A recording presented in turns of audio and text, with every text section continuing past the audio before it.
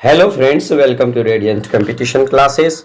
और जितने भी लोग सीडीपीओ मेंस की तैयारी कर रहे हैं और 67वीं बीपीएससी मेंस की तैयारी कर रहे हैं, उन लोगों की एक छोटी सी मदद करने के लिए मैं करेंट अफेयर से संबंधित कुछ टॉपिक आप लोगों को कराता हूं। और साथ ही साथ 4 बजे के टाइम में मैं आप लोगों को लाइव स्टेटिस्टिक्स का क्लास यानी सांख्यिकी का क्लास, जो कि 72 नंबर का पूछा जाता है सभी प्रकार के, चाहे ऑडिटर हो, चाहे सीडीपीओ हो, चाहे 67वीं बीपीएससी यानी कि बीपीएससी एग्जाम हो, सभी में 72 मार्क्स का पूछा जाता है। उसका भी 4 बजे मैं आप लोगों को कराता हूं प्रतिदिन। तो करेंट अफेयर्स के तहत मैं अब तक 2 टॉपिक दे चुका हूं, ये तीसरा वीडियो आपके समक्ष प्रस्तुत करने जा रहा हूं। यदि वीडियो अच्छा लगे तो लाइक, शेयर और कमेंट जरूर कीजिएगा। और यदि हमारे चैनल पर आप पहली बार आए हैं तो वो सब्सक्राइब कर लीजिएगा, ताकि मेंस से संबंधित, मेंस में करेंट से संबंधित जितने भी टॉपिक होगा सबसे पहले मैं उसे कवर करने का प्रयास करूंगा। उसके बाद मैं हिस्ट्री एंड कल्चर पर वीडियो आप लोगों को समक्ष प्रस्तुत करूंगा। तो लगातार मैं आप लोगों तक ये पहुंचाता रहूंगा दोस्तों। और मैं पहले ही बताया कि लैंग्वेज हो सकता है कि आपका हमसे बेहतर हो, आप यहाँ से तथ्य कलेक्ट कीजिए, लैंग्वेज अपना यूज कीजिएगा और अपने इसमें और मॉडिफाई करके नोट्स बनाइएगा दोस्तों, तो और भी आपको बेहतरीन नंबर मिलने की पॉसिबिलिटी होगी। मैं तो आपको यहाँ सारा तथ्य जैसे भी हो प्रस्तुत कर दे रहा हूं, आपको खुद इस पे लैंग्वेज, आप अपना लैंग्वेज लगाइएगा, अपना टेक्निक लगाइएगा, तथ्य यहां से कलेक्ट कीजिए। तो दोस्तों, बस आज मैं आपके समक्ष एक बहुत ही हॉट टॉपिक, बहुत ही चर्चा में रहने वाला जो टॉपिक है, I2U2 शिखर सम्मेलन और खाद्य सुरक्षा, साथ ही साथ इसमें भारत के निहितार्थ या भारत के सामने कौन सी चुनौतियां हैं, इन तमाम चीजों के बारे में हम लोग यहाँ चर्चा करने वाले हैं।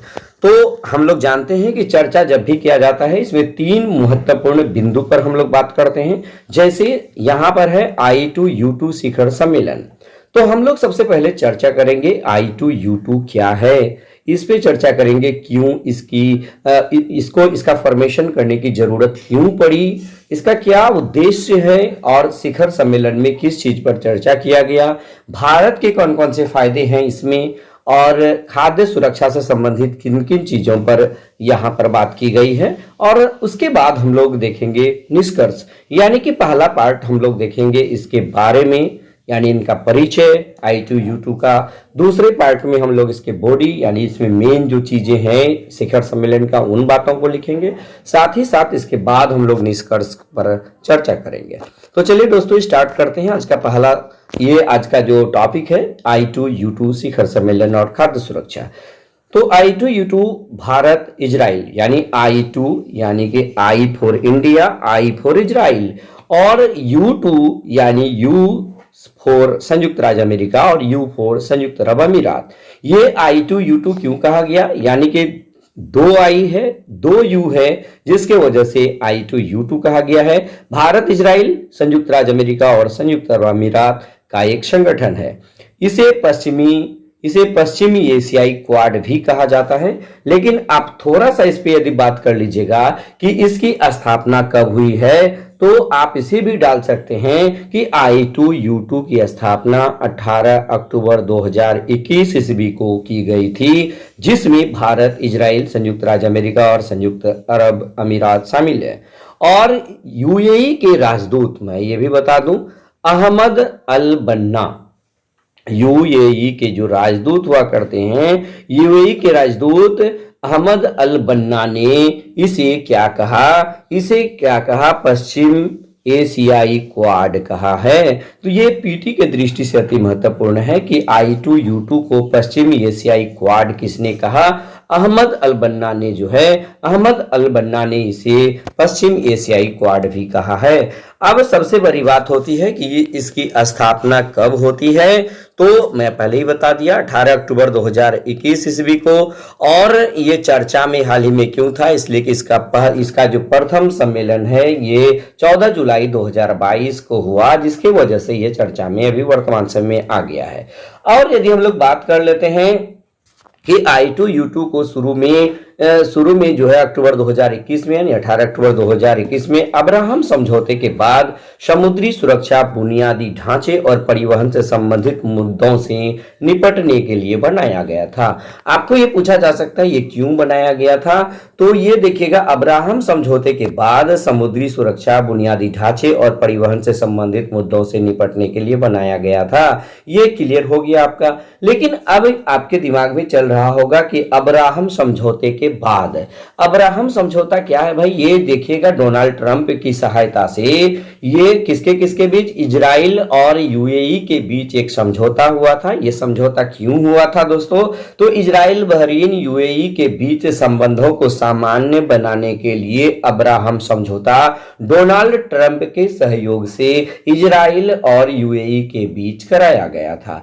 तो उसी समझौते के बाद समुद्री सुरक्षा बुनियादी ढांचे और परिवहन से संबंधित मुद्दों से निपटने के लिए I2U2 का गठन किया गया था 18 अक्टूबर 2021 ईस्वी में। ये तो बातें क्लियर हो गई।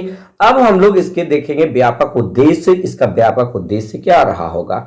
तो देखिएगा पारस्परिक हित के सामान्य क्षेत्रों, हमारे संबंधित क्षेत्रों और उसके बाहर व्यापार और निवेश में आर्थिक साझेदारी को मजबूत करने पर चर्चा करना इसका एक मुख्य उद्देश्य है। उसके बाद दूसरा उद्देश्य को यदि आप लोग देख लीजिएगा तो इसमें क्या है, आपसी देशों द्वारा परस्पर सहयोग के 6 क्षेत्रों, आप ये भी बात याद रखिएगा, कितने क्षेत्रों?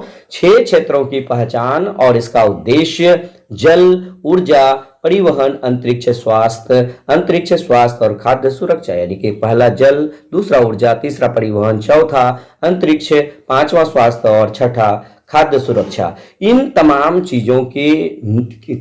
चीजों में संयुक्त निवेश को प्रोत्साहित करना इसका सबसे बड़ा उद्देश्य है। साथ ही निजी क्षेत्र की पूंजी और विशेषज्ञता की मदद से बुनियादी ढांचे का आधुनिकीकरण करना इसका एक प्रमुख उद्देश्य है। साथ ही साथ सार्वजनिक स्वास्थ्य में सुधार कैसे होगा, महत्वपूर्ण उभरती हरित प्रौद्योगिकी का विकास अपने क्षेत्रों में कैसे उसको बढ़ावा दिया जाएगा, इन तमाम चीजों का इम्प्लीमेंटेशन ही इसका मुख्य उद्देश्य है दोस्तों। इसको आप अच्छी तरह से देख लीजिएगा।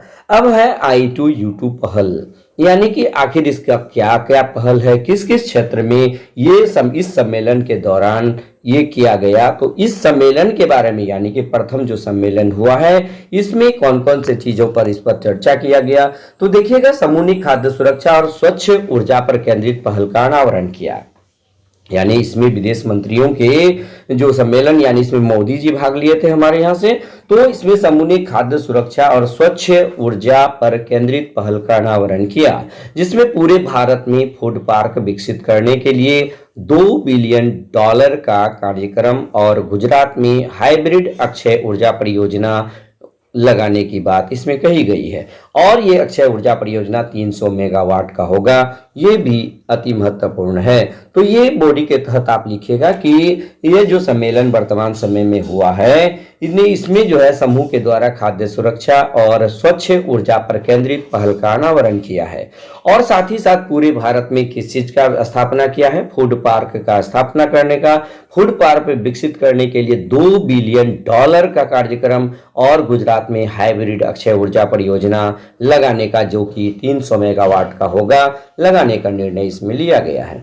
उसके बाद यदि हम लोग बात कर ले, यह विचार भारत के रणनीतिक पेट्रोलियम रिजर्व परियोजना से प्रेरित है और जिसे आबू धाबी राष्ट्रीय तेल कंपनी के सहयोग से संयुक्त अरब अमीरात द्वारा समर्थित है। यानी कि दूसरा इसका जो मुख्य उद्देश्य था ये क्या था कि भारत के रणनीतिक पेट्रोलियम रिजर्व परियोजना से प्रेरित है ये, जिसे आबू धाबी राष्ट्रीय तेल कंपनी के सहयोग से संयुक्त अरब अमीरात द्वारा समर्थित है। अब सवाल उठता है कि इससे भारत को क्या फायदा होगा। तो भारत की फायदा के बारे में यदि बात कर लें तो भारत को अरब देशों और इजराइल के साथ अपने संबंधों को संतुलित करने की आवश्यकता नहीं है, क्योंकि ये ऑलरेडी उनके साथ हमेशा से है। यूएई की पूंजी और ऊर्जा आपूर्ति, इजरायली प्रौद्योगिकी, अमेरिकी प्रभाव, बाजार और प्रौद्योगिकी का लाभ उठाएं, ऐसा इस समझौता में कहा गया है। I2U2 नई दिल्ली को पश्चिम एशिया में अपने राजनीतिक आर्थिक प्रभाव को और अधिक मजबूत करने में मदद मिलेगा। तो ये इसका बहुत ज्यादा इंडिया को फायदा होने वाला है। साथ ही साथ हम लोग इसमें भारत के सामने कुछ चुनौतियां भी है, उन चुनौतियों को भी हम लोग देख लेते हैं। तो क्या है कि भारत को ईरान के साथ अपने संबंधों को संतुलित करना पड़ सकता है। क्यों? आपको पता होगा कि भारत को जो है ईरान के साथ यदि मिल जाता है तो फिर चीन जो है इसको बर्दाश्त नहीं करता है, यानी चीन कुछ न कुछ कारनामा करते रहता है।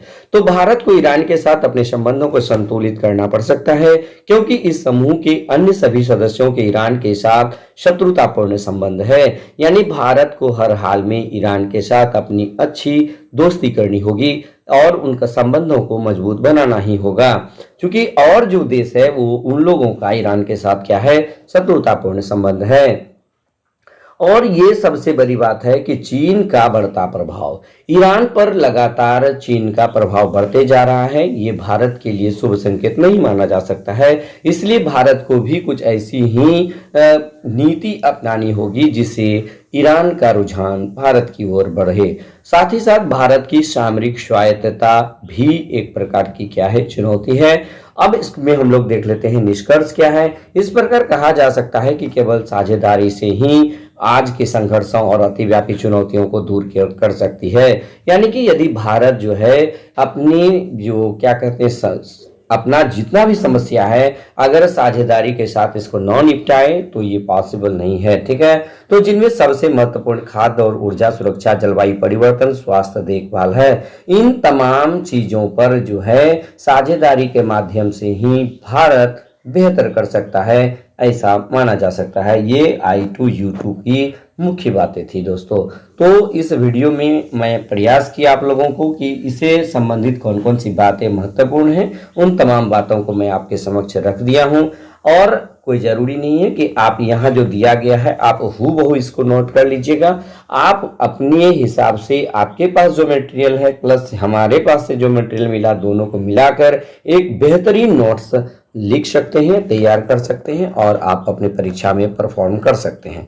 तो बस आज के वीडियो में इतना ही। यदि वीडियो अच्छा लगे तो लाइक, शेयर और कमेंट जरूर कीजिएगा। धन्यवाद।